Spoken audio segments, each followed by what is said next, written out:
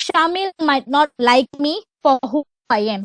He might not talk to me. But when I join an organization where he is holding the position as a leader, he can't take all my personal baggage into that organization. That is not a quality of a good leader. To be a good leader, you must differentiate what is personal and what is professional. Personally, you might not like me. On a professional level, you have to work with me, you have to treat me right. Most of us tend to forget it. When we don't like that person, when the person joins an organization, we might not like whatever they do. But remember, personally, they are different, professionally, they are different.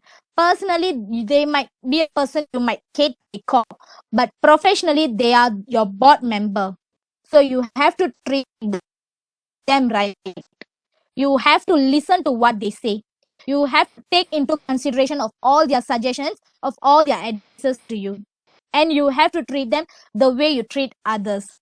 These are the essence of being a good leader. So understand that personal is different, professional is different. Personally, you can be as close as you want with your friend. But on a professional level, you can't treat them that way. At a professional level, they are your board member. You must have a boundaries between them. Personal level, you can share whatever you want. You can go around like hugging each other with your friend. Professional level, in front of others, you being a leader, you can't do it to your friend on a professional scale. Professionally, they're your board member. You have to treat them the way you treat others. There can never be one above another. No, everyone should be treated equally. So that's all from me, I guess. A little of what I could share from my experience in Unimos for the past 3 years. I'm so sorry for not preparing a slide because eventually I was found as a replacement only yesterday. So I didn't get the time to prepare my slide because I'm busy with my FYP as well. But in future, if there's any other events where I'm being invited to deliver a speech like this, I promise I'll be prepared with a PowerPoint presentation. So that's all from me for now. Thank you. Terima kasih Cik Syadiswari, perkongsian yang sangat energetik, mudah untuk dihadam dan dikaitkan dengan kehidupan seharian kita sebagai pelajar. Baiklah, kita akan membuka sesi soal jawab. Jika para peserta ada soalan untuk diajukan kepada Cik Syadiswari, dipersilakan untuk ajukan soalan di ruangan chat box dan saya akan memilih 2 atau 3 soalan lah. Alright, thank you very much, Miss Shatis. Yeah, nice to meet you. Good sharing. Yeah, sangat informatif. And then that is the real situation among student. Okay, banyak tips yang Miss Shatis share tadi. Yeah. Especially in communication, communication skills itu sangat penting, kita berdepan dengan siapa, bercakap dengan siapa, kawan ke, pensyarah ke, academician lain ke, officer dan sebagainya, orang di sekeliling kita, dia mesti ada cara tersendiri. And then how dia build dia punya self confidence, saya tengok dekat situ kan. Daripada orang tak kenal dan kenal, bagaimana nak get involvement, bagaimana kita nak bila kita nak melibatkan diri, sebab ada individu dia suka duduk diam saja dan sebagainya, sedangkan dia ada keistimewaan, keunikan dan bakat dia. Okay, it's very prizeful sharing tu untuk semua. Saya tadi dengar je, ada masa tu saya tutup sebab saya nak ke toilet sekejap dan minum dekat situ. Jadi mungkin ada para pelajar dekat sini ada soalan ni, ada 2-3 soalan dekat sini. So silakan. So moderator, please. Okay, so Miss Shati, soalan pertama daripada Fitri, how did you boost your self-confidence on talking in front of people? Silakan. Okay, so thank you so much for that question.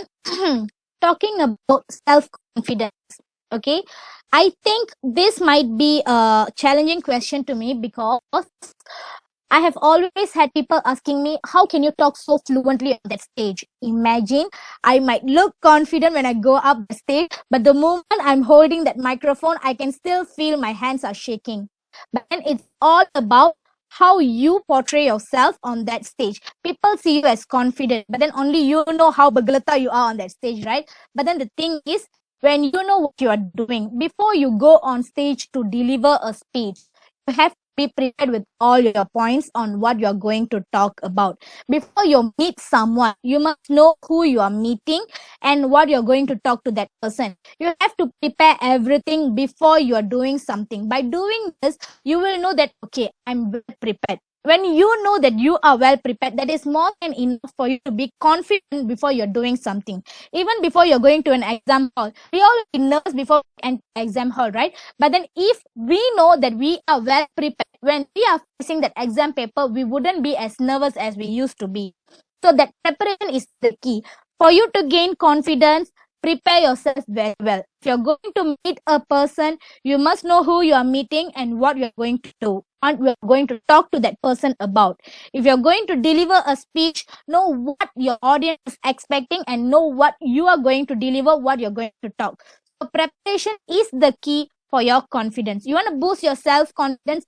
To boost your self-confidence, you have to try as much as you can. You must get involved in all the events wherever you have to talk. Okay, the events that invite you to talk, you must take part on this type of events that will help you to boost your confidence. But to be confident, preparation is the only key. I answered your question. Okay, the next question is daripada Olivia Yo. Akak, what was a difficult situation you had to make as a leader and how did you come to that decision? Okay, talking about this decision, last year I was quite unsure of which pathway am I going to take. Okay, I just newly stepped down from MPP, and that time the Indian Cultural Society, they don't have a leader, they don't have a proper board, so they need caretakers. So they called me in, so I went to look after ICS. So ICS currently have no board, only two people, and we two are actually looking after all the things like Satyosam, meet, semua kita berdua yang handle. So when I was doing this, it is very hectic. Every pod will have at least 10 to 12 people doing all their job. But only two people doing the entire board's job, that's really, really hectic. And until now, that's how we are doing things for ICS. Hopefully, the election will be conducted next month. So, yeah. So, when I was looking after ICS, I had to, am I going for MPP again or am I going for ICS again? Like, I have to take decision. I want to remain as a caretaker or I want to go for MPP again. So this was the difficult decision where I had to spend a few days of my week to decide. But then when you have to take decision like this, remember, a good leader is not determined by a number of followers. MPP, for sure, they will have 16 members in the seat. In that board, they will have 16 members for sure. But ICS, there's no followers. There's no one. Okay? When it comes to this kind of situation, you must analyze what you can contribute as leader. If I go to MPP, I'll be working with remaining 15% for the same board I have worked before. I already had an experience in MPP. There'll be 15 people. I'll be the 16th and I'll be working with them for that same board I worked before. But in ICS, there's no one to look after that board. If I also leave ICS, who will look after this? So here I analyze what I can contribute. If ICS, I can contribute as a media person. Currently, I'm doing all the media, I'm doing all the posters and videos. So I managed to learn about media. I have never held position as Bendahari before in my life, but for ICS sake, I'm holding the Bendahari position also. At times, I have to involve in decision making as a president. I have to be exco discipline and protocol when we have physical events. So I have to literally play all the roles in ICS. If I also leave, there'll be only one person left. They might do an election, but I try to analyze where I can learn a lot and where I can contribute a lot. So I saw ICS as a good platform for me to contribute much, and at the same time for me to learn a lot. So I remain in ICS. And at the same time, MPP is a good platform, but I have actually lived that life. I have lived my life as an MPP, and I know how it feels. So I don't want to go there again. So this is probably the hardest decision I have ever taken in my life, because I've spent too much time thinking about this. But then, being a good leader, it is also about what you can contribute and where you can contribute the most. You might see a company, when in future when working in a company, that company might not be too successful. It might not be too famous. But then if you are being a good leader, you can eventually make that company successful. You don't have to go and work in all the successful companies. No. If you are a good leader, if you have the potential and capability, you can actually turn an unsuccessful company into a successful company. Okay? That shows your potential and what you are capable of. That's all. Any other questions? Okay, we have two identical questions. That is from Ibnu Amirul, how to motivate our team or group project to be more active, and the other one from Chelsea, as a leader, how to reprimand a group member who is not cooperating despite fair delegation of tasks. Okay. When it comes to team member, I will always say communication is the key. Okay? There's no such thing. There's no any problem which can never be resolved with a good communication. Okay? When people eventually hurt you, or when people do something that makes you get worked up, or that makes you feel unfair, or that insults you, what you have to do is confront them. Always go and confront people. Talk to them. Tell them what they're doing isn't right. Okay? Ask them if, in fact, when you confront people, don't simply go and, like, for example, Shamil, my team member, he's not doing his work. It's not going to be like, hey Shamil, kau kenapa tak buat kerja? You boleh just tak buat kerja and then gain all the merit ke? No. It doesn't work that way. Okay? When you confront people, confront them with that kindness within you. Okay? Ask them if they are all right. Okay? First thing first, ask them if they are all right. Tell them that you have been noticing that they are not doing their part. Is there anything that you can help with? Most of the time, when you confront people, for sure, they will let you know that they need help. Okay? They will need help. So ask them in the first place that if they need any help or assistance. Before they ask for help, you go and ask, do you need any help from me? How can I help you to get this done? This is how you confront people. Always use the term we. We haven't submitted our, don't say that you haven't submitted your part for assignment. No. Okay? It's gonna be like, we haven't submitted our assignment yet. We are delaying our assignments submission. So can I know how we can help you? If we can help you out, we can eventually submit it earlier. So anything that I could help with, ask them nicely. Confront them with that kindness. Be humble. Don't show that you are superior to them. Everyone is of same age here. So don't show superiority or inferiority. Okay? Treat them equal. Talk to them. Confront them. Be kind to them. For sure, people will open up to you on what is actually bothering them. Right? And next question is, how do you deal with criticism? Okay, as I have mentioned earlier, criticism comes from all sorts of people. Even the people you like, even people that likes you will criticize you. Here you must see the criticism is being constructive or destructive. There is two type of criticism. One is constructive, another one is destructive. Okay, constructive will help you to grow, will help you to achieve better heights. Okay, but destructive will eventually leave you dry and grounded. Okay, so you must, when someone tells you something, you look at that criticism, you see, is it constructive or destructive? Is it helping me to grow, or is it actually breaking my confidence? If it breaks your confidence, leave it. Obviously, we are humans. It takes lots and lots of practice to see criticism like this, you know. Even me, in my third year, final year, I still get dumbfounded with criticism. But then, even though I feel down, for that particular moment, after some time, I will ask myself, is it helping me to be happy? Is it worth making me sad and crying? No. Am I going to live this moment again? No. So why should I spend my time wasting on this criticism? React to this. If I react to this criticism, it means the criticism is true. If I don't react, imagine like this. When I give you a ball, okay, I'm giving you a ball. If you reach out your hand and take it from me, only then the ball will be yours. If you don't reach out your hand, you don't take it to you, it's not going to be yours. Same goes to criticism. People are just passing criticism to you. You reacting to it, you are taking it to yourself, agreeing the criticism is correct. You don't react to it, you just see it like this, okay, this has got nothing to do with me, and then just leave. It will never affect you. Okay? Never ever give the other person power to make you feel inferior. Never ever give the other person power to break you down. Never ever do that. People, everyone have mouth.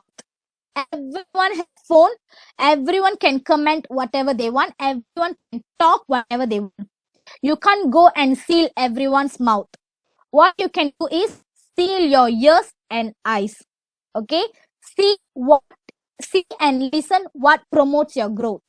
If it doesn't promote your growth, if it doesn't do any benefit to you, ignore. Ignorance is a pure bliss. Just ignore. Don't spend your time, don't waste your time on criticism. Clear? Talking about confidence, I saw one more question. Being confident. To be confident, let me tell you, you have to take enough practice. Okay? You need confidence to talk in front of people. Try talking in front of a mirror. Okay? That's what I used to do. I used to talk in front of a mirror before I go talk to a huge number of students. When I was a head prefect, what I used to do is, if I look at people, I easily get distracted if I'm delivering speech every Monday. So what I'll do is, I won't look at people, I will look at the wall. Okay, the wall is directly adjacent to my eyes. I will look at the wall and talk. Whatever the reactions people giving, whatever they are doing, it don't bother me. This was the initial stage of building my confidence.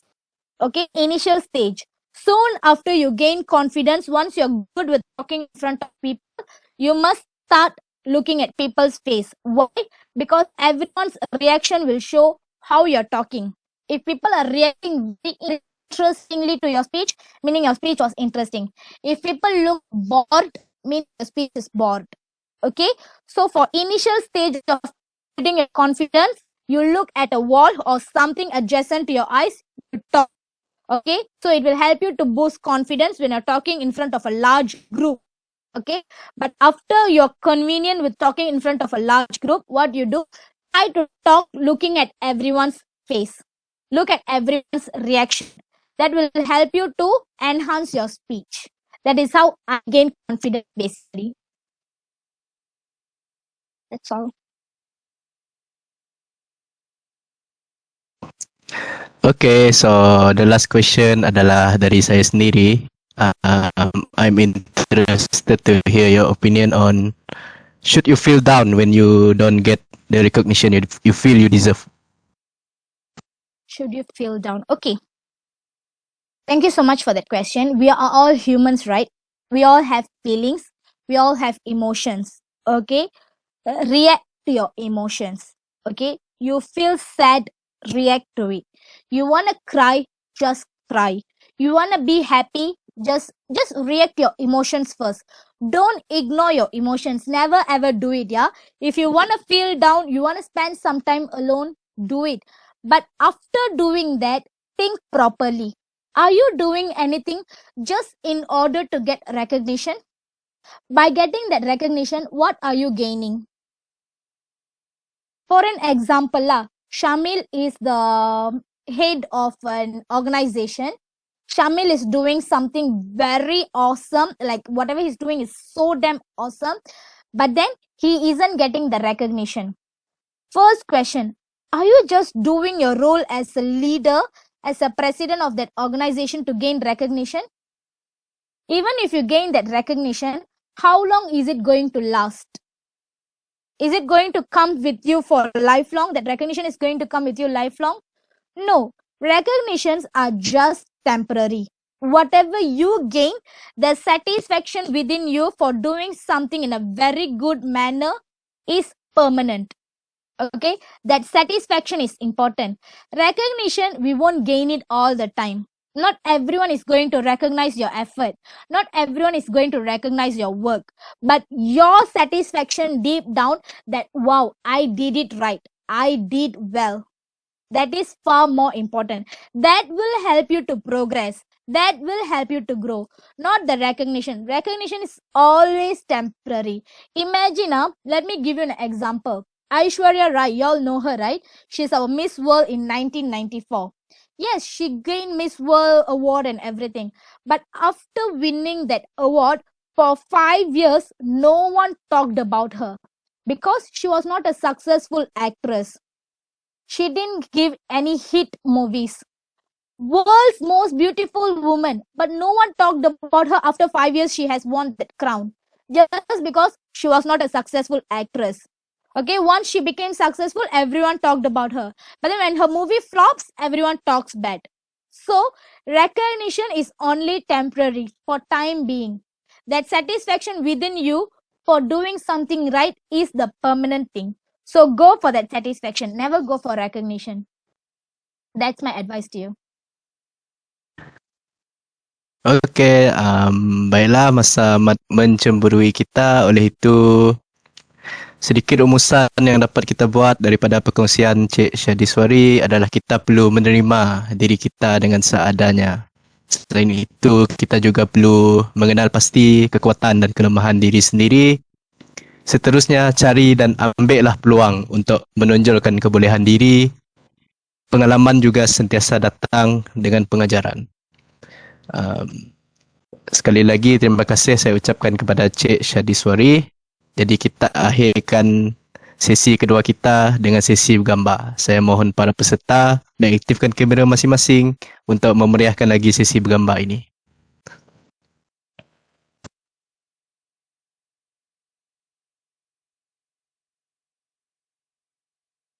Okey, dah ready kah?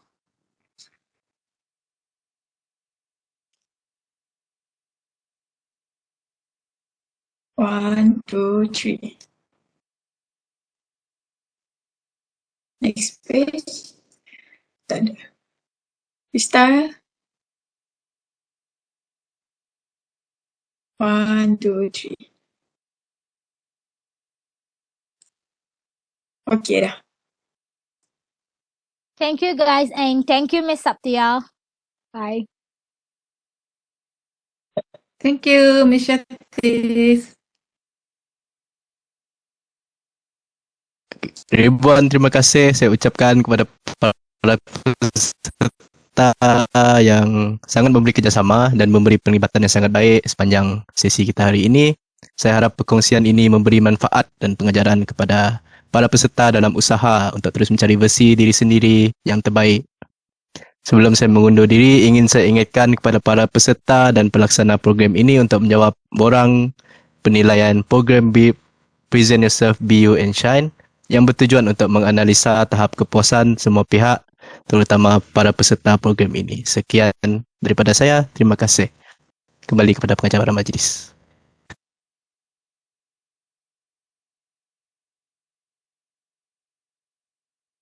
Terima kasih diucapkan kepada moderator kedua kita, Muhammad Syamil, serta penceramah kedua, Miss Tatiswari, atas perkongsian yang sangat menarik sebentar tadi. Untuk makluman semua, kami dari pihak webinar, Present Yourself, Be You and Shine juga ada mengadakan pertandingan mencipta foto ilustrasi kreatif mutiara kata motivasi. Pilihan tema untuk poster ini ialah Present Yourself, Be You and Shine, dan pertandingan ini terbuka kepada semua mahasiswa Universiti Awam. Hadiah menarik dan istimewa disediakan bagi pemenang-pemenang. Berikut merupakan syarat-syarat penyertaan pertandingan mencipta foto ilustrasi kreatif mutiara kata motivasi. Yang pertama, teks boleh dihasilkan dalam bahasa Melayu atau bahasa Inggeris. Yang kedua, kata mutiara yang dihasilkan haruslah dalam bentuk mesej khidmat awam. Dan yang ketiga, ia juga perlu merangkumi mesej-mesej motivasi yang jelas, positif dan kreatif tanpa menyentuh sensitiviti agama, bangsa dan politik. Adalah dimaklumkan bahawa kos penyediaan ditanggung sepenuhnya oleh oleh peserta, maafkan saya. Foto atau lakaran ilustrasi hendaklah dimuat naik di akaun Instagram masing-masing. Setelah itu, pastikan tag Instagram page Me Within Me Official Unimas dan haruslah meletakkan hashtag BUandShine dan hashtag MPU3452. MPU 3452 merupakan kod subjek bagi subjek Me Within Me. Yang seterusnya, foto hendaklah dimuat naik pada 21 sehingga 23 Mei 2022 sebelum jam 12 malam. Dan keputusan juri adalah muktamad. Sekian itu sahaja untuk syarat-syarat penyertaan bagi mencipta foto ilustrasi kreatif. Okey, baiklah, kita akan berhenti berehat selama 20 minit sebelum meneruskan slot yang seterusnya. Sekian, terima kasih. Miss Amira, Ya. minta maaf ya saya mencelah. Kalau boleh teruskan sesi, kalau Cik Mas dah bersedia, saya cadangkan kita teruskan sesi saja. Mungkin bagi masa 5 minit untuk berehat. Saya lihat Miss Mas dah ready dekat situ ya. So kita tidak mahu penceramah menunggu lama. So dah bersediakah moderator seterusnya? Saya ingat kita boleh teruskan ya sebab Miss Mas pun dah masuk dalam ni. So kita boleh teruskan.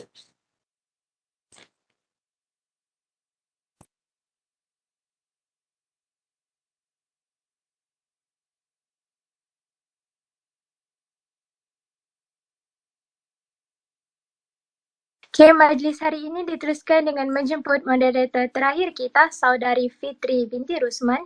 Majlis dengan ini mempersilakan.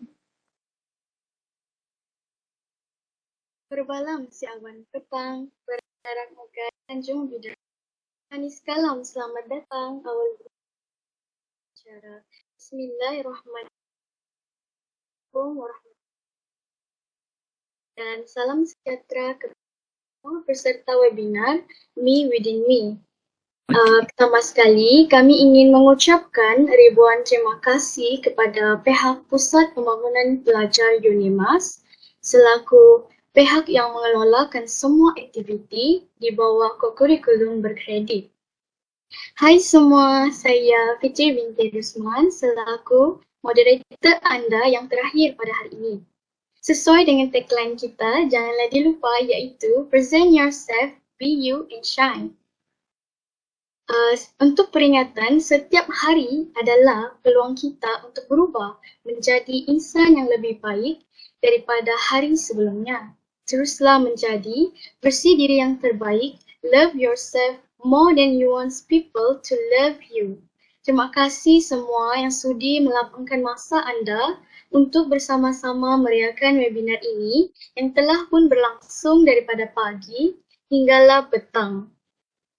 Semoga semua dalam keadaan yang sehat dan masih bersemangat untuk meneruskan sesi kita yang terakhir di mana kita bawakan lagi seorang insan yang hebat yang mampu memberi kita tauladan untuk tabah dalam mengharungi dugaan hidup serta meningkatkan lagi keyakinan diri kita. Walaupun ini hanyalah secara virtual, diharap semua boleh mendengar dan mengambil peluang untuk mengajukan soalan jika ada di ruangan chat box ataupun boleh membuka mic anda untuk bertanya soalan. Okay?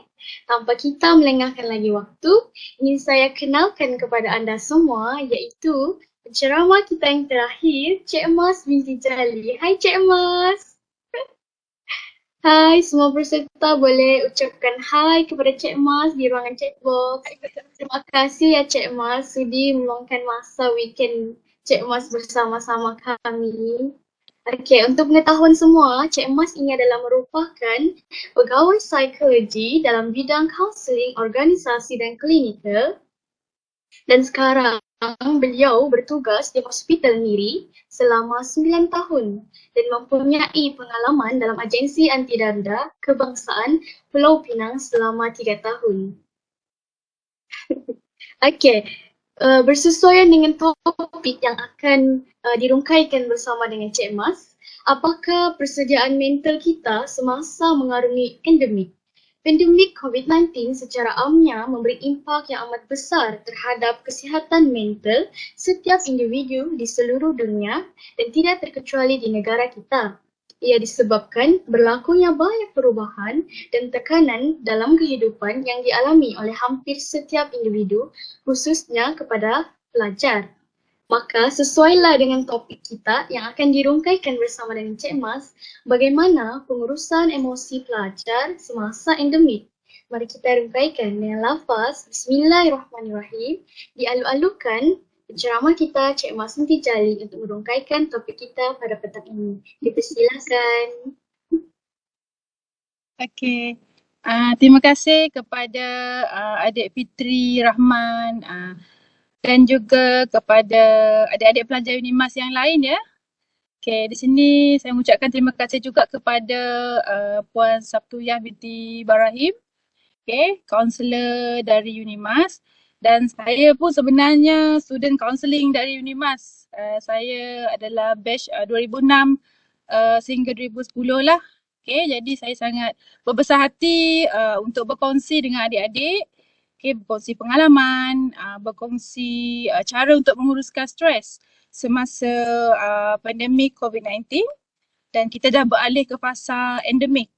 Jadi, saya akan fokus kepada bagaimana adik-adik nak menguruskan stres, strategi untuk self-care semasa endemik.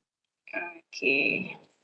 Tapi sebelum tu saya nak minta tolong, jadi sebenarnya saya dalam perjalanan nak ke Kuching. Okay, dalam kereta ni adik-adik.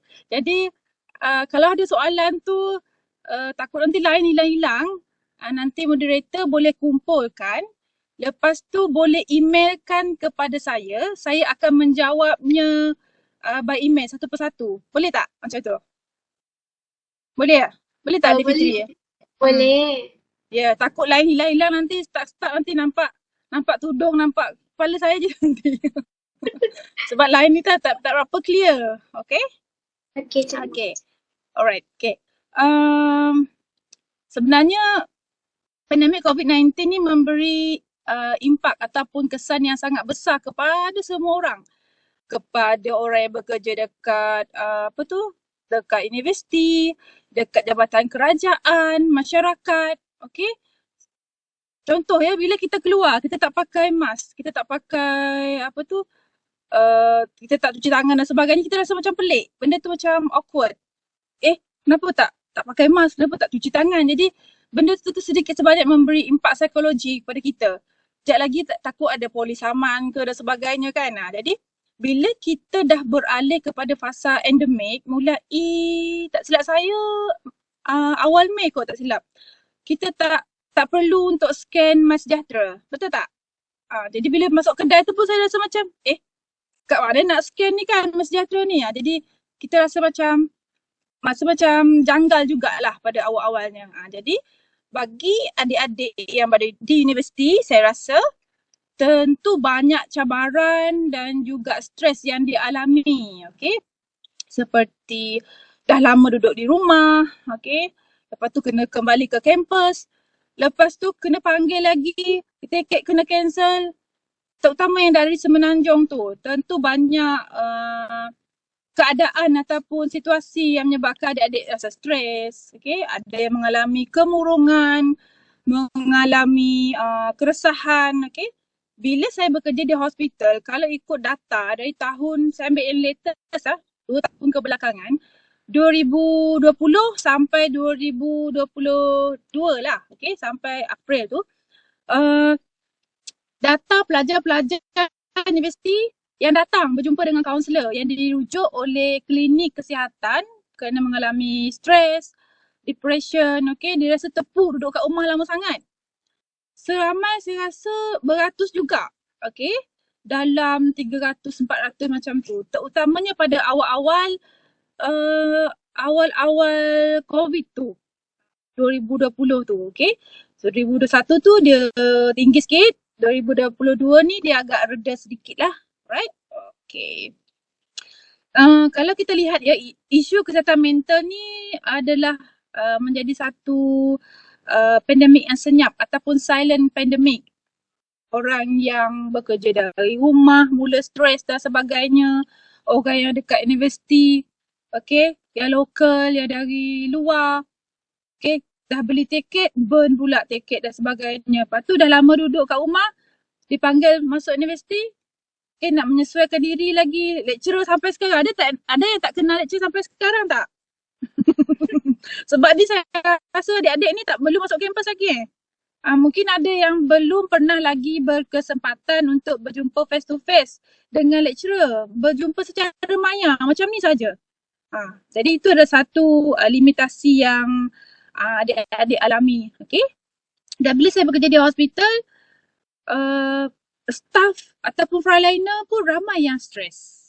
Frontliner ni merangkumi doktor, jururawat, pembantu perawatan kesihatan, cleaner. Cleaner pun mereka juga adalah frontliner. Kalau tak ada orang nak mencuci, nak tukar cadar, lansir, semua tu pembersihan.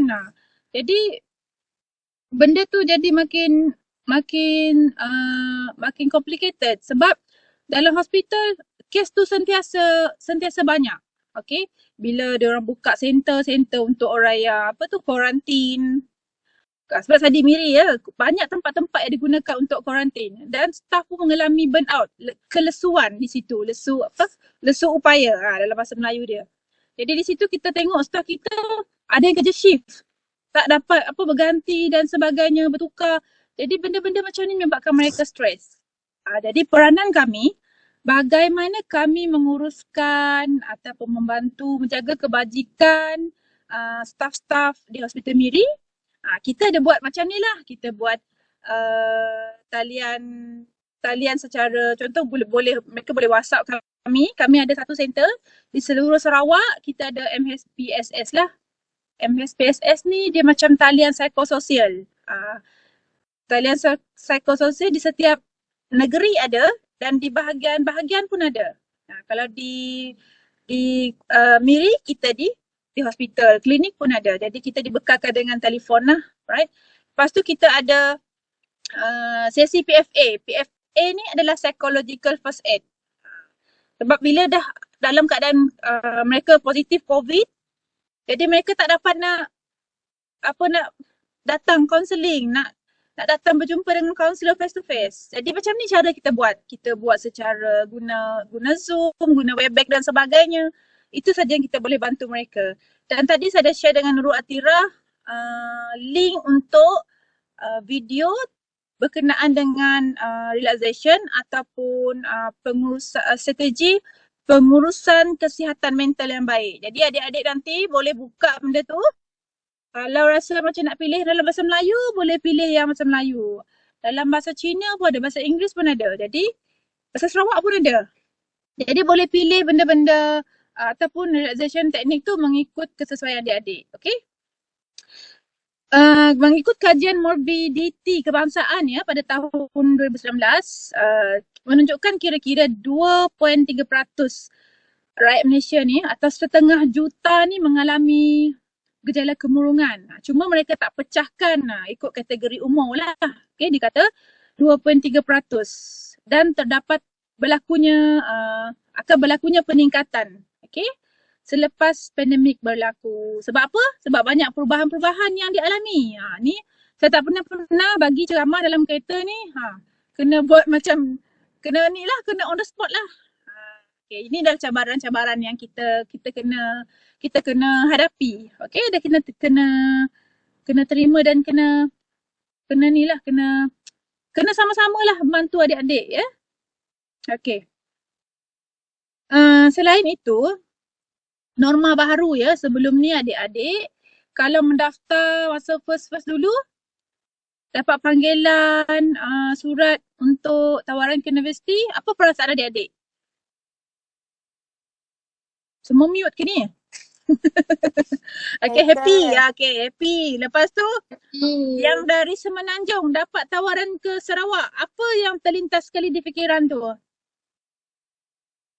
Ada buaya? Ada ni sumpit? Apa lagi? Contoh tinggal atas pokok. Ini biasa common lah. Tapi tak semua lah berfikiran macam ni. Ada kawan saya kata naik perahu 3 jam. Dari airport naik perahu 3 jam sampai Kuching. Tak ada benda-benda macam tu tak ada. Okay, ada sama je macam Semenanjung. Cuma bahasa dia, budaya dia yang berbeza. Okay. Isu kesihatan mental yang disebabkan oleh pandemik dan juga endemik, stres, kemurungan, keresahan, anxiety. Tadi saya kata letih upaya, burnout. Dan ada di kalangan petugas-petugas kesihatan ataupun frontliner ataupun student-studentnya datang jumpa, dia mengalami fikiran untuk membunuh diri. Jadi, kalau ada fikiran-fikiran macam ni, sila cari bantuan dekat kampus, universiti, ada kaunselor. Dekat Facebook tu boleh type dekat situ. Kita ada mentari. Mentari ni ada di seluruh Malaysia lah. Mentari ni adalah pusat kesihatan mental yang berpusatkan di center-center di setiap negeri. Boleh type kat situ mentari. Kalau di Miri ada mentari Miri. Jadi dekat situ kita bagi tips-tips urusan stres, tips-tips kesihatan mental yang baik, ada video-video, ada program-program, ada ceramah-ceramah yang boleh adik-adik join secara free. Boleh je klik kat situ. Selayang pun ada, Selangor pun semua ada. Okay. Dan ada juga yang hilang motivasi untuk bekerja. Hilang motivasi untuk belajar. Contoh yang pada awal-awal hari tu, pandemik 2020, student kan kelam kabut kan, yang dekat KL tu kena stuck dekat tempat bas lah, stuck dekat KLIA. Kawan saya dia tak dapat balik ke sini. First yang kita semua tak tahu macam mana cara nak menguruskan COVID. Kena berbaris panjang dekat KLIA. Lepas tu ada yang cakap kena ambil surat kat balai polis dan sebagainya. Yang dekat universiti tak boleh balik, tak boleh keluar. Jadi ini adalah cabaran-cabaran yang adik-adik sekarang terpaksa berdepan dengan masa sekarang. Kalau dulu kami masa di universiti lain cabaran dia. Internet kurang, nak beli handphone, smartphone pun tak mampu. Ini contoh yang pedalaman, ada masalah lagi logistik dan sebagainya. Tapi sekarang adik-adik mungkin dibekalkan dengan peranti yang smartphone yang bagus, ada line. Kalau keluarga yang mampu dia boleh beli dekat rumah tu wifi dan sebagainya, Unify, sebab nak kegunaan macam ni. Jadi perbezaan tu memang sangat-sangat nyata lah. Dan mungkin cabaran-cabaran juga kat sini yang bekerja terpaksa jaga adik-adik. Sekejap-sekejap lupa nak mute kan. Adik-adik panggil, mak suruh masak dan sebagainya. Ayah suruh cuci kereta, suruh beli rokok. Contoh lah kan. Lepas tu kucing nak bagi makan. Jadi macam saya kalau saya bagi ceramah macam ni saya tak kisah. Nak mute ke tak mute, saya faham situasi. Ada yang terpaksa jaga anak. Kalau frontliner kan ada tertidur-tidur depan telefon, depan laptop. Tak kisah. Sebab mereka mengalami burnout dan kelesuan yang tinggi disebabkan oleh beban kerja. Alright. Adik-adik faham tak maksud endemik? Kita dah endemik ni, bukan pandemik ni. Endemik. Kita dah beralih ke fasa, nak tak nak kita kena hidup dalam suasana yang kita ada COVID sekarang.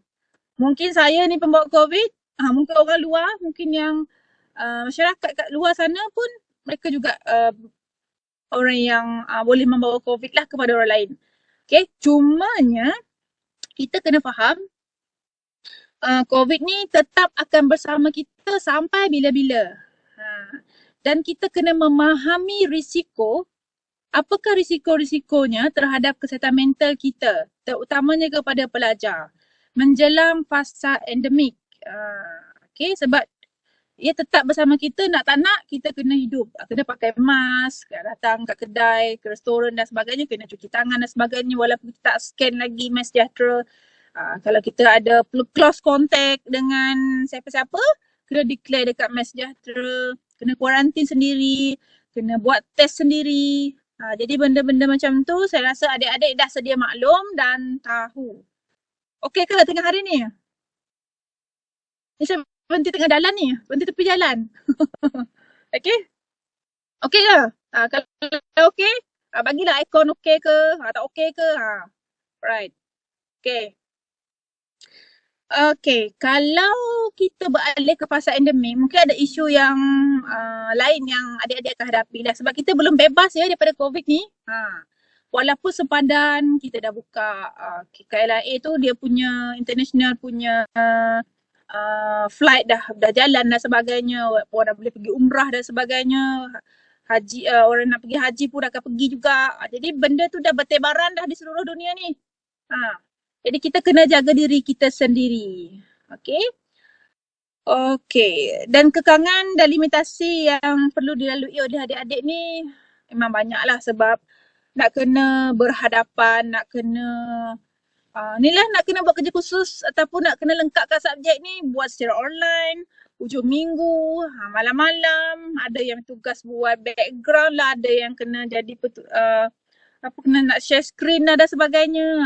Jadi ini memerlukan kerjasama yang padulah daripada rakan-rakan adik-adik sendiri ya. Okey. Faktor-faktor contoh tadi saya kata peralihan rutin. Ada orang yang bekerja dari rumah, WFH, work from home kan. Kanak-kanak sekolah. Tu ada bawa adik dia tu Aziwani ni. Okey. Tak apa. Adik dia tak tukar pampers ke tu? Okey. Jadi kalau dah lama sangat, ada tak adik-adik kecil ke, adik tadika ke sekolah rendah, baju dia dah sendat, dah senteng orang Sarawak cakap kan. Baju, kasut dah tak muat. Adik-adik sendiri ni ada tak dah kempal-kempal, berat 35 naik jadi 45. Atau ada tak dah jadi slim, kurus. Daripada 50 jadi 39, jadi 35. Saya sendiri mengalami peningkatan dia gelak ni. Mengalami peningkatan berat badan yang ketara ya. Daripada 50 menjadi 60. Makan tidur.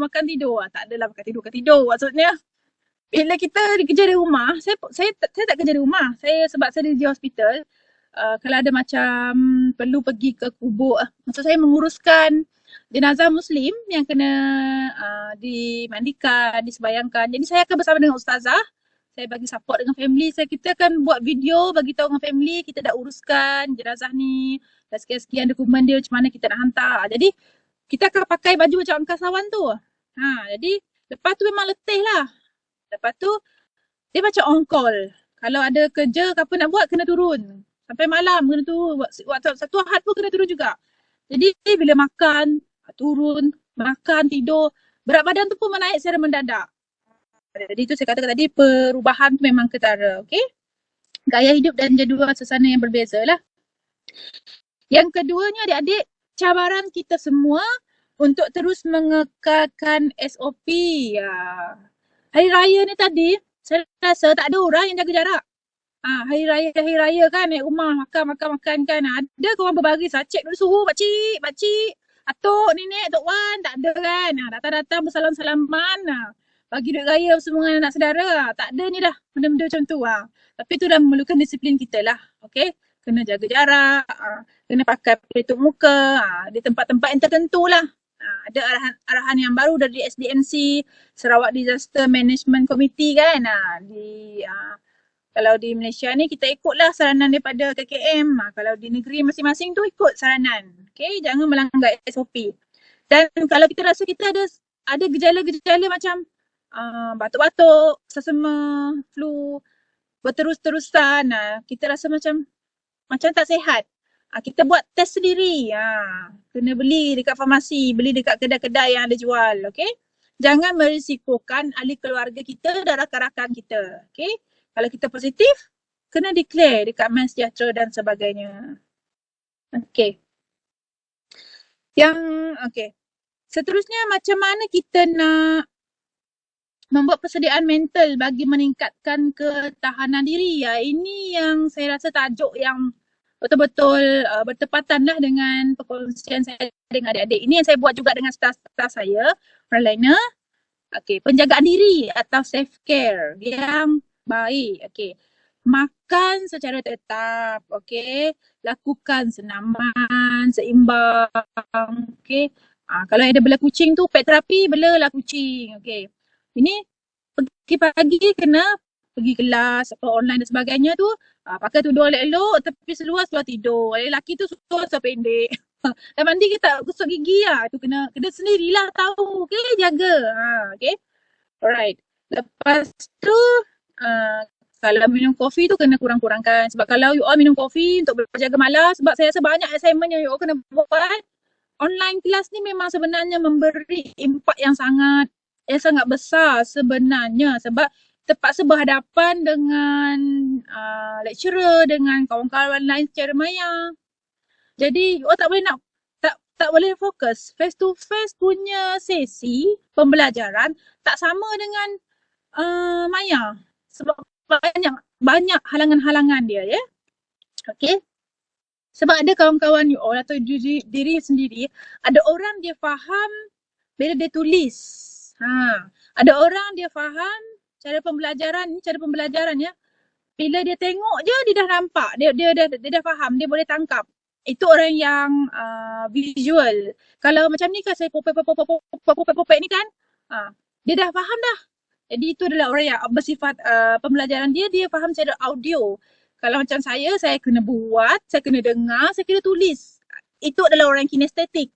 Jadi adik-adik sendiri kena kenal pasti cara-cara pembelajaran untuk diri sendiri. Kinestetik kah, audio kah, visual lah. Tengok adik-adik you all kat rumah. Okay. Melompat sana, melompat sini. Tapi dia boleh skor dan sebagainya. Jadi itu adalah bergantung pada diri sendiri. Okay. Yang kedua, pastikan jadual harian yang teratur. Kalau dah tahu kelas pukul berapa, pukul 11 sampai pukul 12, apa nak tolong mak kat dapur nak masak. Kalau ada adik nak kena tukar pampers ke apa, kalau dia dah kahwin, ada anak, nak sapu-sapu sampah ke rumah tu, pandai lah. Jangan pula alasan, mak hari ni ada kelas, esok ada kelas, lusa ada kelas. Bangun, lepas tu masuk kelas je, tak cuci muka, tak bergigi. So mak tu je lah jadi mangsa kat rumah kan. Jadi kenalah bagi-bagikan kerja supaya tak lesu tadi, tak burn out, okey? Lepas tu laptop ke, PC ke apa ke semua kan. Kenalah ditutup juga suai dia, takut meletup kan. Wifi tu semua tu, semua. Nak main PUBG-nya lah, Mobile Legends-nya lagi, Facebook, Instagram, TikTok, bagai. Jadi Suis tu kat rumah tu saya rasa bil memang meningkat. Banyak betul pelak tu kan. Suis sana sini. Jadi ini dialami jugalah oleh saya sendiri dan anak-anak buah saya kat rumah tu. Dia sampai berasap, bukan meletup lah, berasap dia punya extension wire tu. Okay. Yang ketiga ni, dapatkan rehat, lakukan teknik relaksasi seperti teknik pernafasan. Teknik-teknik pernafasan atau relaxation teknik tadi, saya dah kongsi dengan Nurul Atirah. Nanti dia kena share dengan moderator. You all boleh buka dekat YouTube. Boleh pilih ikut kesesuaian. Okay. Lepas tu yang keempat, bila you all pernah tak ada pengalaman kuarantin? Masa dulu awal-awal tu, kat hotel, dekat hostel, seorang-seorang. Mula-mula kan 14 hari. Lepas tu ada yang kena bawa anak, kena bawa suami contoh. Jadi siapa yang pernah ada pengalaman di kuarantin, dia sangat beruntung lah. Sebab apa? Dia dah rasa macam mana rasanya. Tak ada orang 14 hari tu nak jenguk tingkap, nak buka pintu. Semua orang hantar makanan depan pintu. Semua benda tak boleh buat. Okay, orang Sarawak cakap berketum. Berketum tu maksudnya berkurung lah dalam bilik. Jadi kata orang macam nak gila, nak mental. Sebab semua tak boleh buat. Makanan tu semua orang letak-letak depan pintu. Jadi ini akan menimbulkan stres dan ujung-ujung ada yang depression lah. Jadi kita akan buat sesi macam ni kalau untuk frontliner saya. Dulu kalau satu jabatan macam emergency tu dia positif kan, berjangkit-jangkit benda tu. Cerita COVID, ditutup department tu, jabatan lain punya staff kena cover. Bayangkan mereka tak cukup rehat, tak cukup tidur, dan kami kena sampai malam buat sesi macam ni untuk bagi mereka rasa relax, rasa tenang. Macam-macam aktiviti kita buat dengan mereka. Okay? Okay, yang keempat, tadi saya katakan, teruskan berhubung dengan rakan-rakan, dengan keluarga secara positif lah kalau ada rasa stres dan sebagainya. Okay, makanan habis ke, ubat habis ke kan. Selalu buat video call. Okay, selalu guna WhatsApp ke, guna FaceTime ke, contohlah guna apa-apa sajalah medium yang adik-adik boleh gunakan. Jangan seorang-seorang. Kalau rasa macam berfikir-fikir nak cederakan diri, nak bunuh diri dan sebagainya, cepat-cepat cari bantuan, bagi tahu kawan, bagi tahu rakan, bagi tahu keluarga, bagi tahu kaunselor, bagi tahu lecturer. Yang terlintas kat fikiran. Jangan buat sendiri benda tu. Tak boleh. Okay? Lepas tu yang kelima, jalankan aktiviti keagamaan, kerohanian, ikut kepercayaan masing-masing. Okay? Sebab ada yang dalam stage yang keempat, yang dia teruk, dia kena masuk ICU ya. Into bed maksudnya kan wayar banyak-banyak kan. Semua tu, ditidurkan dan sebagainya. Lepas tu ada yang sihat selepas tu. Jadi benda-benda macam ni, itu adalah berkaitan dengan spiritual keagamaan kita. Doa daripada keluarga, rakan-rakan. Jangan putus asa. Okay? Yang keenam, berikan sokongan, bantuan kepada kawan-kawan. Siapa yang orang Sarawak, kawan-kawan dari Semenanjung. Kalau macam dah reda-reda sikit COVID ni, jemput-jemputlah kawan tu datang beraya kat rumah ke. Kalau kawan-kawan tu tersekat kat bilik kan, tanya makan Maggi ke hari ni. Esok Maggi, lusa Maggi contohlah kan.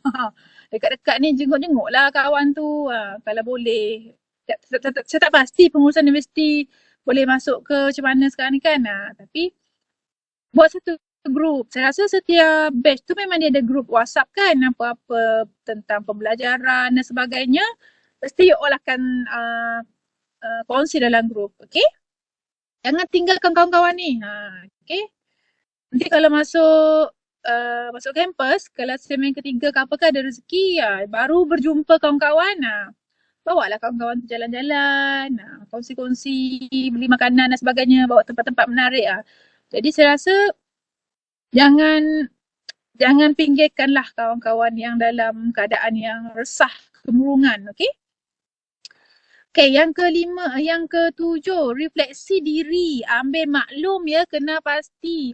I love myself ni, maksudnya sebelum bantu orang lain, kalau anda sendiri rasa anda tak boleh membantu orang lain, atau anda rasa anda ada mengalami gejala-gejala seperti kemurungan, tertekan dan sebagainya, dapatkan bantuan dulu. Okay? Di klinik-klinik kesihatan kita juga ada kaunselor-kaunselor. Okay? Di pejabat kesihatan ada, di hospital ada. Cara rujukkan referralnya, gunalah saluran yang betul. Rujuk pada kaunselor di universiti masing-masing, dan kalau mereka rasa perlu dirujuk pada pakar ataupun hospital untuk assessment kesihatan mental, jadi mereka akan rujuk dan akan berhubung dengan kita lah. Okay, kalau di Unimas ni, dah tentu mereka akan rujuk pada yang terdekat dulu, di Kuching, di Sentosa dan sebagainya. Dia takkanlah rujuk pada di Miri, melainkan adik-adik tu berada di Miri, cuti semester dan sebagainya. Okay, jadi kalau dirujuk pada saya akan tengoklah bantu apa yang patut. Okay. Lepas tu yang ke-8, teruslah amalkan pematuhan SOP. Tak pasal-pasal nanti kena saman. Okay? Dan kesimpulannya. Saya dah habis dah ni, dah nak habis ni. Saya kejap je ya. Kalau ada soalan ke, refleksi ke, okay, boleh salurkan kepada kita punya moderator tadi. Mana moderator tadi? Fitri tadi. Panggil dia, mesej dia. Takat Cik Man ni kejap je. Popek dia nak habis dah. Bagi tahu dia. Okay. Kesimpulannya, persediaan mental dan penjagaan diri, self-care yang baik adalah sangat penting. Okay. Dalam kita menghadapi fasa pandemik, fasa endemik dan cabaran adik-adik belajar di di universiti. Dah 2 sem dah ni, dah nak habis dah, tinggal 2 tahun lagi. Tak jumpa-jumpa lagi lecturer ni. Tak macam mana lahnya Puan Sab ni, baik ke tidak dia? Nak buat appointment counselling senang ke tak? Kalau saya ada masalah ni, stress anxiety, macam mana cara nak buat appointment? Okay? Jadi adik-adik kenalah jangan kata orang Sarawak, jangan takut-takutlah kalau ada apa-apa. Rujuk pada pusat perkhidmatan kaunseling yang ada di kampus masing-masing ya. Okay, jangan pendam. Jangan sendiri-sendiri untuk settlekan masalah. Untuk mencegah gejala stres ni dari berlarutan. Kalau untuk perkhidmatan-perkhidmatan kesihatan mental yang lain tu banyak kita war-warkannya. Macam tadi saya kata mentari, miri. Okay, kita juga ada di Kuching tu. Ada talian-talian tu be frienders tak silap saya. Itu talian-talian lah. Bukan talian untuk mengajar bunuh diri ya. Talian bila kita ada keinginan, kita cari orang untuk membantu. Okay. Jadi saya rasa itu sahaja daripada saya. Moderator dah ada tak? Ada. Okay. Jadi kalau ada soalan, Adik Fitri boleh kumpulkan. Saya akan menjawabnya by email satu persatu ya. Sebenarnya saya masih cuti lagi ni.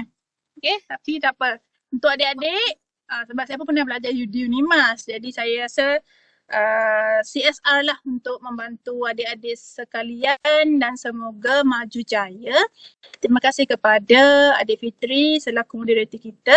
Dan berbanyak ucapan terima kasih juga kepada Puan Sabtuyah binti Barahim. Kalau ada apa-apa yang saya tersalah kata, tersalah info, saya minta maaf. Dan sudi-sudilah saya dah tinggalkan nombor telefon dan email. Nanti boleh cari saya dekat situ kalau ada apa-apa pertanyaan lah. Itu saja. Assalamualaikum. Bye-bye. Terima kasih Cik Mas Jali. Boleh kita ambil gambar? Okay, kita ambil gambar.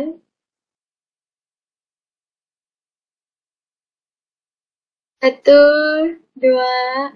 Semua boleh buka kamera, okay? Termasuk dengan peserta. Okay, satu, dua, tiga. Satu, dua, tiga. Okay. Okay, sudah. Terima kasih Cik Mas sudi meluangkan masa. Okay, Assalamualaikum. Bye-bye.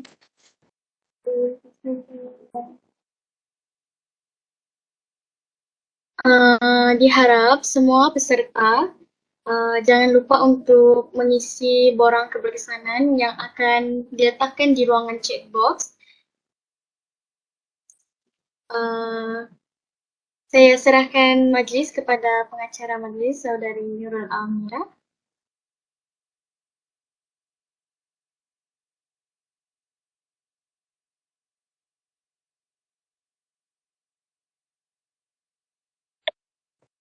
Terima kasih diucapkan kepada moderator ketiga kita, Saudari Fitri serta penceramah ketiga, Cik Mas binti Jali atas perkongsian sebentar tadi.